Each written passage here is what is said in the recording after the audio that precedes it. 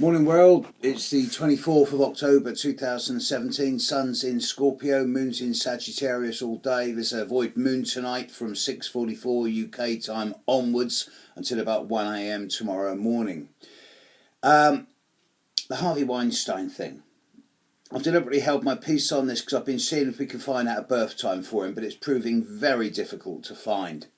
But when you look at the recent history of old men, predominantly in America, but representative of old men all around the world, who in positions of power and who use this to victimise women into sexual favours, there seems to be some type of groundswell swinging against this, and for one, I'm pleased to see it. When you look at the cases of Bill Cosby, for example, who's been on trial for the way he abused women, James Toback, the recent Hollywood director who's recently been accused in the last couple of days of illicit manipulation of women in a number of different cases. Certainly Harvey Weinstein, and Donald Trump, who's on record as having admitted to abusing women for his personal gratification. You have to ask yourself, what is it that makes this patriarchal and macho dominance over women such an important thing for these older men?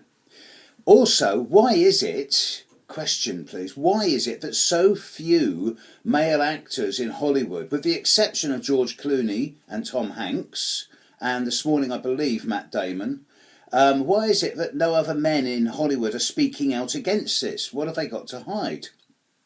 So let's have a look at Weinstein's chart. He's born on the 19th of March 1952 in the New York area, no known birth time. He's a Pisces with the moon in Capricorn, that much we know. Now, the dominant feature that many people have commented on in his horoscope on the internet is that he was born with Mars in Scorpio, almost exactly squaring Pluto in Leo. And a lot of people have seized on this and gone, yes, well, Mars square Pluto, it's all about anger management and control, especially in Scorpio, squaring Pluto. It's all about the fear and the dominance of sex. And it's like, yeah, true. It could be seen as that. But I have a number of clients and friends with Mars in Scorpio square Pluto. And none of them are sexual perverts. In fact, many of them have completely turned this around and become black belt martial artists, or people who have put extreme focus and concentration in becoming successful in their acquired field. Mars in Scorpio square Pluto in Leo just gives incredible stamina, endurance, perseverance, and the capacity for never giving up. It doesn't in itself create a drive for power over. Power in, yes. Power filled, yes, but not powerful. Not power over anyone else, not on its own. You have to look deeper at Weinstein's chart to find the reasons for this. You don't have to look too deep. Even without a birth time, when he was born, Saturn in the sky was within 1/4 of a degree of opposition to the asteroid Ceres, which is the asteroid that most commonly represents the way he was nurtured, representing nurturing, the lack of nurturing, the way he nurtures himself, the way he nurtures others. With Saturn opposite Ceres, often but not always, I find that there's a distinct lack of affection, emotion and nurturing from female role model, normally mother, during childhood.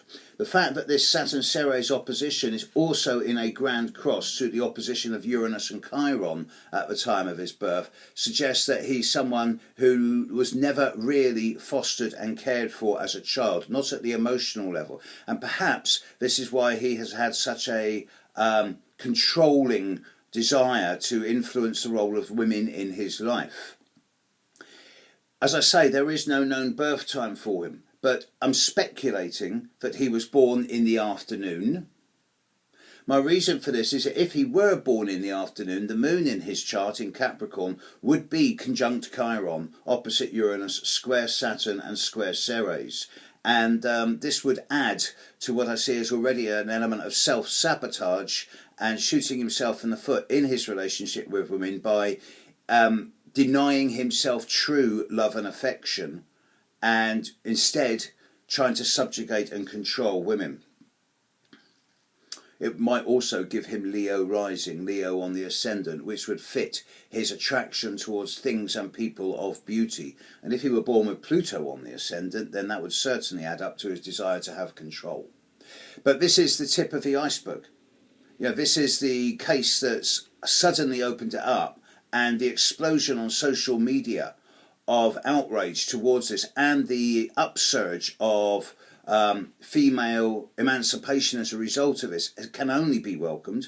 The Me Too campaign, I'm not getting involved in this because I'm a man and it's not my place. But bearing in mind that we're shortly about to have Saturn moving into Capricorn and Uranus moving into Taurus, both into earth signs, femininity is due for a massive upturn and a big upsurge over the coming 6 months. This is the straw that breaks the camel's back. And the rise of the divine feminine is going to resurge big time into global community over the next 6 to 9 months. And not a moment too soon. Not a moment too soon. Catch you later, world. Bye.